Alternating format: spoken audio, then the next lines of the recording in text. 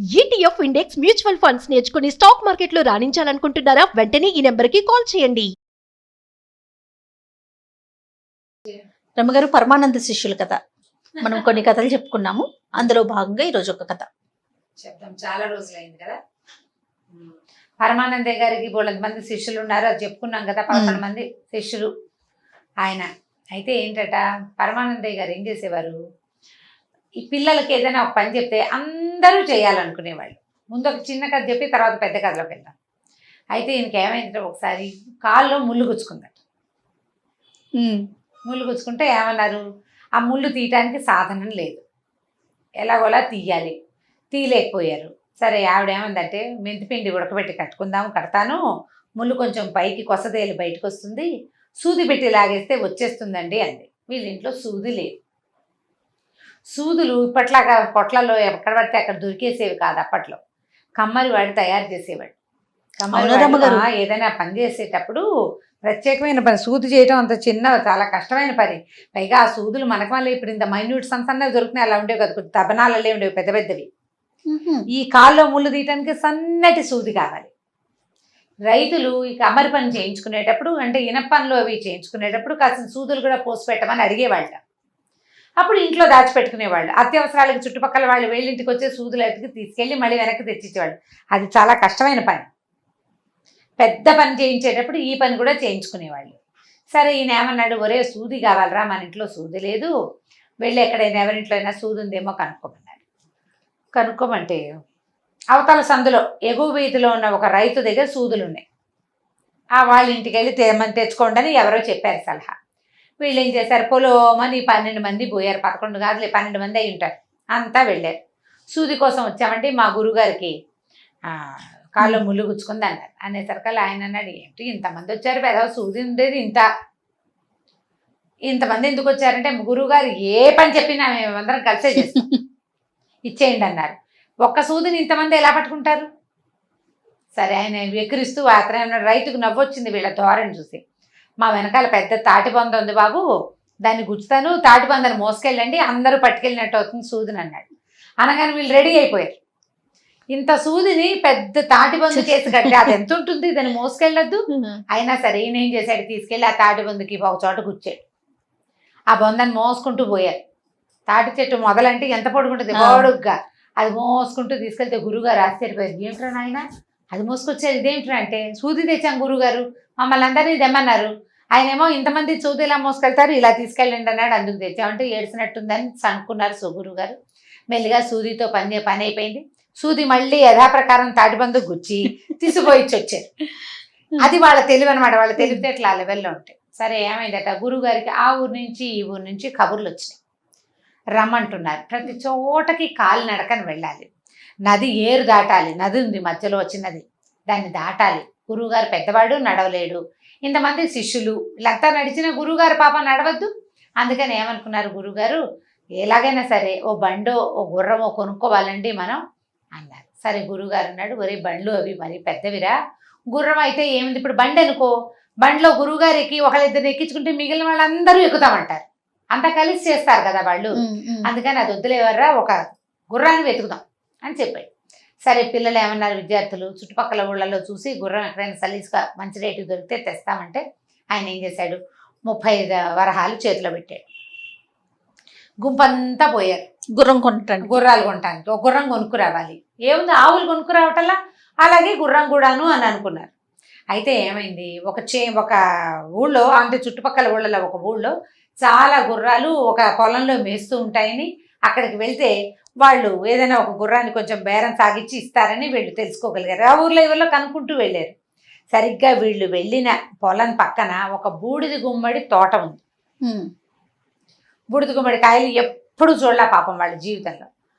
తోట నిండా అక్కడక్కడ గుమ్మడికాయలు కనపడుతున్నాయి. బూడిద గుమ్మడి పాదు కాయ బాగా పెరిగాక పాదు కొద్దిగా ఎండిపోతుంది, అంత గ్రీన్గా ఆకులుగా ఉంటుంది, పువ్వు పిందెలు అయిపోతాయి కదా, అంతంత గుమ్మడికాయలు తెల్లగా. బూడిద గుమ్మడికాయలు ఎలా ఉంటే పైన బూడిద పూసినట్టు ఉంటాయి, కనపడేసరికల్లా గుర్రాలు ఉన్నాయి పక్కనే, పొలంలో పక్కనే బూడిద గుమ్మడి తోట, ఈ పాదులు ఉన్న చేను కనపడేసరికల్లా అవి ఏమిటండి అని అడిగితే, ఆ చెయ్యను కాపలా ఉన్నవాడు పక్కపక్కనవి ఆ గుర్రాలు గుడ్లు పెట్టాయి అని చెప్పాడు. చెప్పేసరికల్లా వీళ్ళు అనుకున్నారు గుర్రాలు గుడ్లు పెడతాయన్నమాట, ఎంత బాగున్నాయి, ఎంతంత గుడ్లురా, ఇంత గుడ్డులోంచి ఎంత పిల్ల వస్తుందో, ఇంత కోడి గుడ్లోంచి బుచ్చికిమని ఇంత పిల్ల వస్తుంది, చిన్న పక్షి గుడ్డులోంచి అంత పిల్ల వస్తుంది, ఇంత గుర్రపు గుడ్డులోంచి ఎంత గుర్రం వస్తుంది. ఆలోచించుకొని ఏమనుకున్నారు, ఒక పెద్ద గుర్రాన్ని కొనే బదులు బోల్డ్ రేట్ అయిపోతుంది, ఒక గుడ్డు కొనుక్కెళ్తే సరిపోతుంది, బాగుంటుంది కదా అని ఆలోచించి ఆ తోట కాపలా ఉన్న పెద్ద ఆయన వెళ్ళిపోయాడు, ఒక కుర్రాడు ఉన్నాడు. ఆ కుర్రాన్ని బతిలాడారు, బాబు ఒక గుర్రపు గుడ్డు అమ్ముతావా, మేము కొనుక్కుంటామన్నారు. అనేసరికల్లా వీడికి నవ్వొచ్చింది, డబ్బులు వస్తాయి కదా అని. అలాగేనండి, కానీ గుర్రం గుడ్డుని మీరు ఏం చేస్తారండి అయ్యవార్లు మీరంతా అని అన్నాడు. ఏముంది పొదుగుతాం అన్నారు. పొదుగుతారు, ఎలా పొదుగుతారండి అంటే ఏముంది, పక్షులు చేయటంలా మేము చూడలా, మా ఇంటి దగ్గర బోళ్ళు కాకుగుళ్ళు ఉన్నాయి, పిచ్చి గుళ్ళు ఉన్నాయి, పక్షి గుళ్ళు మాకు తెలుసు, కోళ్ళు కూడా నాకు తెలుసు. గుడ్డు ఉంటుందా, దాని మీద కోడి కూర్చుంటుంది, అట్లానే లేదా తల్లి పక్షి కూర్చుంటుంది. తల్లి పిచ్చిక వెళ్ళిపోయినప్పుడు తండ్రి పిచ్చిక కూర్చుంటుంది, ఎవరో ఒకటి కూర్చోవాలి అంతే. కాబట్టి మా ప్లాన్ ఏంటంటే ఇది తీసుకెళ్ళిపోతాం, ఒక మూల చీకట్లో పెడతాం, గొడ్డ సావిట్లో తేపగా ఒకటి కూర్చుంటాం, ఒకటి టర్న్ అయిపోయాక వాడు లేచి వెళ్ళిపోతే ఇంకోటి వచ్చి కూర్చుంటాడు. మొత్తానికి గుర్రపు గుడ్డు పొదగాలి అంతే. ఇప్పుడు చిన్న గుడ్డు అయితే పక్షులు పొదిగేస్తాయి, పెద్ద గుడ్డు కదా, గుర్రాన్ని ఎక్కడి నుంచి తెస్తాం, తల్లి గుర్రాన్ని తేలేం కదా, కాబట్టి మేమే పొదుగుతాం. అంటే వాడికి పట్ట చెక్కలయ్యేలాగా నవ్వొచ్చింది. ఏమనుకున్నాడు, సరే అందరికీ 30 రూపాయలండి, మీకైతే 20కే ఇస్తానన్నాడు. 20 వరహాలు ఇచ్చి పావలా కూడా చేయని బూడిది గుమ్మడికాయను ఒకదాన్ని మంచి సైజు బాగా బూడిది పట్టి చక్కగా ఉన్న ఒక గుడ్డును ఒకదాన్ని కొనుక్కున్నారు. డబ్బులు వాడికి ఇచ్చేశారు 20, ఇంకా 10 మిగిలింది. చూసారా, గురువుగారు 30 ఇచ్చారు గుర్రానికి, 20లో తెచ్చేసాం తెలివిగా. 4 రోజులు పొదిగితే చక్కగా మన పిల్ల పైగా వాళ్ళ అమ్మ కావాలని అయ్య కావాలని ఎందుకు అడుగుతుంది, మనం పొదిగాం కాబట్టి మనమే అమ్మ నాన్న దానికి చక్కగాను హాయిగా అని అనుకుని పట్టుకుపోయారు. ఈ పట్టుకెళ్తుంటే ఏమైంది, మొయ్యాలి కదా, సరే ఒకడు మోసుకెళ్తుంటే అందరినీ తీసుకురమ్మన్నారు గురువు గారు కాబట్టి తలా ఒక చెయ్యి వేస్తున్నారు దాని మీద. మళ్ళీ మొదట మోసిన వాడికి బరువుగా ఉంటే రెండో వాడి చేతిలోకి మారుస్తున్నారు, మధ్యలో చేతులు అందిస్తున్నారు దానికి వెచ్చగా ఉండటం కోసం.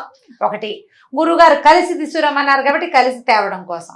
ఈ సందట్లో ఈ చేతులు మారే వ్యవహారంలో వాళ్ళల్లో ఒకడు కాస్త ఏమైంది, ఒక కారు ఏదో దానికి కాలికి తట్టుకుని ముందుకు పడి ఈ కాయ కాస్త భళ్ళుమని పది. ఇంత ఇప్పుడు వీడు ఇక్కడ నుంచున్నాడు, వీడు ముందుకు పడ్డాడు అంటే వీడు ముందుకు పడ్డాడా, కాయ దూరం గుండ్రగా బరువు కదా, రాయి విసిరినట్టు దూరంగా వెళ్ళి పడింది. సరిగ్గా అది పడిన పొద పక్క నుంచి ఒక కుందేలు కూర్చునింది అక్కడ. ఇది కాయ పగలంగానే అది హదాట్న ఢామని శబ్దం అయ్యేసరికి అలా కుందేలు పిల్ల బెదిరి ఒక్క ఎగిరి పరిగెత్తింది. వీళ్ళేమనుకున్నారు, గుడ్డు పగిలి పిల్ల ఎగురుతోంది అనుకున్నారు. పరిగెత్తారు, ఒరే గుర్రపిల్ల పారిపోతుందిరా, దొంగ ముక్క మోసం చేసేసింది, 20 రూపాయలు ఇచ్చి కొన్నాము, దాన్ని పట్టుకోండిరా అన్నారు. మొత్తం గుంపంతా పరిగెత్తారు దాని వెనకాల. ఇక అటు పరిగెత్తారు, ఏమైనా సరే అది కాస్త దొరకలేదు. ఇంతలో ఏమైంది, ఈ పొదల వెంట పొట్ల వెంట చెట్ల వెంట వెతికేసుకుంటున్నారు. ఆ దారిని పోతున్న ఒక ధనికుడ భూస్వామి ఒకడు కనపడ్డాడు. అయ్యవార్లు ఏంటండి అడవులను బడి ఇట్లా చేస్తున్నారు అంటే, గుర్రపు గుడ్డు పగిలిపోయిందండి, పిల్ల ఎగిరిపోయింది, దానికోసం వెతుకుతున్నారు. ఆయనకు అర్థం కాల, గుర్రానికి గుడ్డు ఏమిటి, అది పగలటం ఏమిటి, అందులోంచి పిల్ల ఏమిటి, అది ఎగిరిపోవటం ఏమిటి. దూకేసిందండి, మేము చూసాం, తెల్లగా ఎంతుంది చెవులు అదిను. వీళ్ళు చూసింది కుందేల్ని, అది కుందేలని తెలీదు, ఆ గుడ్డులో నుంచి వచ్చిన గుర్రపిల్లగా వాళ్ళు భావిస్తున్నారు. సరే అక్కడి నుంచి ఆయన బాగా సాకల్యంగా విషయం కనుక్కున్నాడు, ఏం జరిగింది ఏం చేశారని. అప్పుడు వీళ్ళు బూడిద గుమ్మడికాయని నమ్మి మోసపోయారని అనుకుని, అయ్యో పాపం మీకు ఎంత కష్టం వచ్చిందండి, ఇక్కడే మా ఇల్లు పొలాలు దాటాక రండి అన్నాడు. రండి అంటే ఆయన ఒక గుర్రం మీద వస్తున్నాడు. వీళ్ళేమనుకున్నారు, ఈయనతో వెళ్దాము, ఈయన దగ్గర చక్కగా గుర్రాలు అవి ఉన్నట్టున్నాయి, ఈయనకి గుర్రం సంగతి బాగా తెలిసి ఉంటుంది అని అనుకుని, బాబు మీరే ఏదైనా ఒక మంచి గుర్రం ఇప్పించాలండి, 20 రూపాయలు పోసాం, 20 వరహాలు, అది కాస్త ఇట్లా మోసం చేసేసింది గుర్రపిల్ల, ఎటుపోయిందో, ఆ గుడ్డ మీద వాడి ఇంటికి వెళ్ళిపోతుందో ఏమిటో దొంగమొహం అది అని తిట్టుకున్నారు. ఆయన అన్నాడు, సరే బాబు పొద్దున్న నుంచి పొలాన్ని వెంబడి తిరుగుతున్నారు రండి అన్నాడు. వీళ్ళేమనుకున్నారంటే గుర్రంతో గురువు గారిని చూద్దాం అనుకున్నారు. పొద్దున బయలుదేరాం, సాయంత్రాన్ని పని అయిపోతుంది అనుకున్నాం, అదేమో అవలేదు, చీకటి పడిపోతుంది. ఈయన రమ్మంటున్నాడు కదా అని వాళ్ళ ఇంటికి పోయేసరికల్లా సరే ఆ రాత్రికి అక్కడ అన్నాలు తిని గుర్రం కొనుక్కునే వెళ్తామండి, వృధాగా 20 రూపాయలు వేస్ట్ చేసుకున్నాము, 10 రూపాయలు ఉంది మా దగ్గర, ఇంకొక గుర్రాన్ని చూసి పెట్టండి బాబు అని అడిగితే ఆయన జాలిపడి అన్నాడు, నా దగ్గర ఒక ముసలి గుర్రం ఉంది, కుంటిది గుడ్డిది, దానికి కన్ను కనపడదు, ఓ కాలు విరిగింది, పెద్దదైపోయింది, కానీ ఒక్క మనిషిని మోస్తుంది. మీ గురువుగారికి పెద్ద ప్రయాణాలు గాలప్పులు లేవు కదా, గ్యాలపింగ్ లేదు, అదే పరిగెత్తక్కర్లా, గుర్రం నడిస్తే చాలు, ఆయనకి సారీ చేయటం రాదు కదా, కాబట్టి నా దగ్గర ఉన్న గుర్రం పట్టుకెళ్ళండి అంటే, బాబు మరి మా దగ్గర 10 రూపాయలే ఉన్నాయండి అన్నారు. అసలు డబ్బులు వద్దు నాయనా, బ్రాహ్మలు మీరు వచ్చి మా ఇంట్లో అన్నం తిన్నారు, ఈ పూట ఉన్నారు, ఇచ్చేస్తా అని చెప్పేసి ఏం చేశాడు, ఆ గుర్రాన్ని వాళ్ళకి ఇచ్చేశాడు. ఆ గుర్రాన్ని ఎలాగోలా తోలుకుంటూ ఇంటికి తీసుకుపోయారు. ఒట్టిగా తోలటమే కాబట్టి అది వచ్చేసింది. అక్కడి నుంచి గురుగారి దగ్గరికి వెళ్ళి వ్యవహారం అంతా చెప్పారు. గురుగారు ఇలాగైందండి, ఇదండి అని చెప్పారు. చెప్పేసరికి బాగానే ఉంది. గురుగారు ఏమన్నాడు, పోనీలేండరా 20 రూపాయలు ఖర్చు పెడితే పెట్టారు, ఎంచక్క గుర్రాన్ని తెచ్చారని సరేననుకున్నారు. గుర్రానికి ఏదో మేపారు, అవి ఇవి పెట్టారు. మర్నాడు ఏదో ఊరు వెళ్దాం అనుకున్నారు. చక్కగా ఒక జీను గీను కళ్ళేమో పట్టించి గురువు గారిని గుర్రం ఎక్కించారు. ఆ గుర్రము చాన్నాళ్ళుగా మనుషులు ఎక్కడ మానేశారు దాని మీద.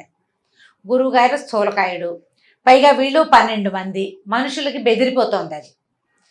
దానికి అలవాటు తప్పిపోయింది. ఇంత బరువు, పైగా వీళ్ళు హే హే అంటారు, నడిపిస్తారు. ఒకడేమో గడ్డి పరకలు పుచ్చుకుని దాని పక్కన నడుస్తాడు తినడానికి, ఇంకోటేమో పక్క నుంచి మాలిష్ చేస్తాడు. ఆయన చెప్పాడు గుర్రానికి ఏం పెట్టాలి, ఎలా మాలిష్ చేయాలి అవన్నీ చెప్పాడనమాట. అవి ఎప్పుడు చేయాలి, పొద్దున పూట తిండి పెట్టాలి, మధ్యాహ్నం మాలిష్ చేయాలి, సాయంకాలం ఏదైనా గుగ్గిళ్ళు పెట్టాలి. ఎంతసేపు మాలిష్ చేసేవాడు మాలిష్ చేస్తూ ఉంటాడు, గడ్డి పుచ్చుకొని తిరుగుతుంటాడు దాని వెనకాల పడి. అక్కడి నుంచి తోక అది నడవట్లేదు అనుకోండి, తోక నలపాలండి అని చెప్పాడు అనమాట. తోకను గట్టిగా నలిపితే నడవాలని తెలుస్తుంది అన్నాడు. ఇప్పుడు గురువుగారు ఎక్కిన దగ్గర అది నుంచునే ఉంది, దాని తోక ఒకటి నలుపుతూనే ఉంటాడు, అదే పని వాడికి. ఒకడు రుద్దుతాడు, ఒకటి గడ్డి పుచ్చుకుని నడుస్తాడు. ఎలాగోలా నడిస్తే అది 2 అడుగులు ముందుకేస్తుంది, 3వ అడుగు వెనక్కేస్తుంది, గుండ్రంగా ఒకచోటే తిరుగుతుంది. ఎందుకంటే దాన్ని సంవత్సరాలుగా కట్టేసి ఉంచుతున్నారు. రాట చుట్టూతా తిరగటమే గానుగెద్దులాగా అలవాటైపోయింది. అది వెనక్కి తిరిగి ఇలా రౌండ్ గా తిరుగుతుంది. హే హే అంటారు, అప్పుడు 2 అడుగులు ముందుకేస్తుంది, మళ్ళీ వెనక్కి తిరుగుతుంది. గురువు గారు విసిగిపోయాడు ఆ ప్రయాణంతో. ఏం చేసినా అది ముందుకు నడవటల్లా, ఏమీ లాభం లేదు. అక్కడి నుంచి ఏరు దాకా ఎట్లాగొట్లా ఇలాగే ముందు వెనక, ముందుకు 2 అడుగులు వెనక్కి 3 అడుగులు చొప్పున వేసుకుంటూ ఏరు దాకా చేరారు. అంతకుముందు గురువుగారిని ఎత్తుకుని తీసుకెళ్లేవాళ్ళు వాళ్ళు, ఆయనకి తడిస్తే ఇబ్బంది అని. ఇప్పుడు గుర్రం ఉంది కదా, హే హే అన్నారు. ఆ నీళ్లలోకి అడుగు పెట్టగానే ఆ గుర్రం తప్పటడుగులేసి ఢామని పడింది. గురుగారు ఓ పక్కకి, గుర్రం ఇంకో పక్కకి. లబో దిబోమన్నాడు. వద్దర్రా అంటే వినకుండా గుర్రం తెచ్చారు. ఈ గుర్రం ఏమో ఇలా ఉంది, ఒరే నన్ను దీని మీద ఎక్కించకండి రా నాయన అంటే, అయ్యో గురుగారు గుర్రం కదా దాటేస్తుంది అనుకున్నాము, ఇది దాటలేదని మాకు అర్థం కాలేదండి, ఆ మాట తెలుసుంటే గుర్రాన్ని మిమ్మల్ని కూడా మోసుకుపోదు ఇదివరకట్లాగానే అని చెప్పి లేపారు. ఈ గుర్రాన్ని లేపారు. అక్కడి నుంచి ఏం చేశారు, మళ్ళీ దాన్ని కాస్త ఏదో మంచినీళ్ళు తాగింది, ఏదో చేసింది. సరే వీళ్ళు ఏమనుకున్నారంటే, కొంతసేపు దీన్ని వదిలిపెట్టేసేద్దాం, కాసేపు అటు ఇటు తిరగనిస్తే తిండి తిన్నిస్తే బాగుంటుంది అనుకుని, ఈ లోపల గురువుగారు పడ్డాడు కదూ, ఆయన కాస్త నడు నొప్పిగా ఉంది, ఓ చోట పడుకుంటాను అన్నాడు. అన్నాలు తినేసి పడుకున్నారు. అక్కడి నుంచి గుర్రానికి ఏం చేశారు, చుట్టుపక్కల వదిలేసేసారనమాట దాన్ని. అదేం చేసింది, నీళ్లున్నాయా కాస్త నీళ్లు తాగి ఆ పక్కన ఉన్న చేలో శుభ్రంగా మేసేసి జామని బాగా మేతమేసి నీళ్లు కూడా తాగి హాయిగా అటు ఇటు తిరుగుతూ ఆ పొలం అంతా తొక్కేసరికి ఈ పొలం గలవాడు ఏం చేశాడు, హాత్తెరి ఎవరో గుర్రాన్ని వదిలిపెట్టారని దాన్ని 2 దెబ్బలు కొట్టి తీసిపోయి ఇంట్లో కట్టేసుకున్నాడు. వీళ్ళిద్దరు లేచి చూసుకున్నారు, గుర్రం లేదు. గురువుగారికి అసలే నడు నొప్పి. గుర్రం పైగా కొన్నాం, తెచ్చుకున్నాను కదా, ముందు 20 రూపాయలు గుడ్డుకు వేస్ట్ చేశాము, వృధాగా ఎందుకు పోవాలి గుర్రం అని వెతుక్కునేసరికి పొలం గలవాడి ఇంట్లో గుర్రం కనపడింది. వీళ్ళు బతిమలాడారు, బాబు మా గురువుగారి కోసం కొన్న గుర్రం, ఆయన నడవలేడు అని చెప్పి బతిమలాడితే వాడికి నవ్వొచ్చి ఏమన్నాడు, ఊరికే వదిలిపెట్టినట్టంటే 10 రూపాయలు ఉన్నాయి అంటే, కాదు 50 వరహాలు నా పంటంతా తొక్కేసింది అన్నాడు. మళ్ళీ గురువుగారి దగ్గరికి పోయారు. గురువుగారు అంటే, దిక్కుమాల గుర్రం ముందు నుంచి దాని మీద అనుమానంగానే ఉంది, నా దగ్గర అంత లేవురా, 20 రూపాయలు ఉన్నాయంటే వీళ్ళ దగ్గర 10 మిగిలిందిగా, ఆ 20, 10, 30 రూపాయలు చెల్లించుకుని ఆ గుర్రాన్ని చేత్తో పుచ్చుకొచ్చారు. మళ్ళీ ఆ గుర్రాన్ని తీసుకొచ్చారు వాళ్ళు, ఎందుకంటే గురువు గారిని గుర్రం ఎక్కించాలి, అదే వాళ్ళ సిద్ధాంతం. మళ్ళీ ఎక్కించారు. ఎక్కించి ఎలాగోలాగా ఆయన వెళ్లాల్సిన ఊరు దాకా వెళ్ళేసరికల్లా ఆ ఊరు బయట ఉన్న బురదలో మళ్ళీ గుర్రం కాస్త ఢామని పడిపోయి దాని కాళ్ళు విరిగిపోయినాయి, అది కాస్త పడిపోయింది. గురువుగారు వెళ్ళి బురదలో పడ్డాడు. ఆ బురదలో అక్కడక్కడ అంతంత కొండరాళ్ళున్నాయి, బాగా నడుము కాళ్ళు కదలబారిపోయినాయి ఆయనకి. ఆ బురదల నుంచి గురువుగారిని లేపలేకపోయారు, ఈ గుర్రాన్ని లేపలేకపోయారు. వీళ్ళు ఏం చేస్తారు, గురువుగారు లబో దిబోమని ఏడుస్తుంటే, సరే ఏమన్నాడు, ఊరి నాయన నేను ఎంత ఏడిచినా మీరు ఎంత లాగినా లాభం లేదురా, ఆ ఊళ్ళోకి వెళ్ళి వాళ్ళని పిలుచుకురండి అంటే, వాళ్ళు ఒక ఎడ్ల బండి తెచ్చి ఆ ఊళ్ళో వాళ్ళు ఎట్లా కొట్లా 10 మంది సాయం పట్టి ఆ గురువుగారి బురదలోంచి ఈడ్చి బయటపడేశారు. గుర్రాన్ని అక్కడే వదిలిపెట్టేశారు. ఇంకా మరేం చేస్తారు, బురదల నుంచి తీసి బయట వదిలేసి ఎట్లా కొట్లా బతుకుతుంది లేని దాన్ని వదిలిపెట్టి గురువుగారిని ఇంటికి తీసుకుపోయారు. వాళ్ళు అన్నారు, అయ్యా ఈసారి కబురు చేసినప్పుడు మేమే బండి పంపిస్తామండి, ఈ గుర్రాలు అవి స్వారీలు చేయబాకండి, మీరు మీ శిష్యులకు అసలు పనులే చెప్పద్దు, వాళ్ళ పనులన్నీ ఇలాగే పాడు పనులుగా ఉంటాయని ఆయనకి ఏదో నూనె రాసి అవి రాసి ఇవి రాసి మొత్తాన్ని మద్దం చేసి ఆయన వైద్యం చేయించి ఆయనతోటి ఏదో ముహూర్తం పెట్టించుకోవడానికి కదా పిలిపించారు. ఆ ముహూర్తం ఏదో పెట్టించుకుని ఎడ్ల బండి ఇచ్చి పంపించారు. ఈ ఎడ్లు మనమేనా అని సంతోషపడ్డారు వీళ్ళు. ఆ ఎడ్లకు కూడా తిండి పెట్టి చంపేస్తారని వద్దురా నాయన మనకి ఎడ్ల బండి వద్దు, దించి వెళ్ళిపోతుంది, మళ్ళీ అవసరమైనప్పుడు బండి పంపించమని మాట్లాడుకుందాం రా అని చెప్పేసి గురువుగారు ఏం చేశాడు, ఈ 12 మంది శిష్య పరమాండవుల్ని వెంబడ పెట్టుకుని ఇంటికి వెళ్ళిపోయాడు. కథకంచి మనం ఇంటికి. చాలా బాగుంది అసలు.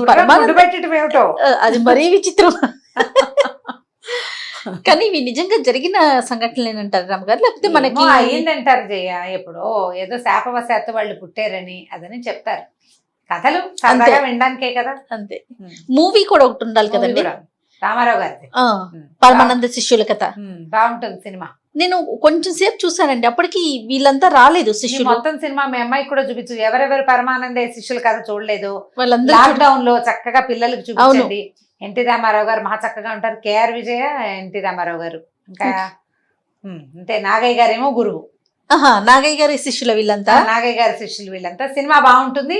ఈ కథ ఎలాగ, ఈ కథ అందులో లేదు, అందులో ఇంకా కొన్ని వేరే కథలు ఉంటాయి. ఓకే, బాగుంటుంది సినిమా, అది కూడా చూడొచ్చు. ఒక కాలక్షేపంగా ఉంటుంది కదా, అదే అందుకని స్టోరీ బేస్డ్ కథలు. అందులో ఉన్న కథలు కొన్నిటిని మనం వాడచ్చు పిల్లలకి చెప్పడానికి కూడా, సరదాగా చూడొచ్చు.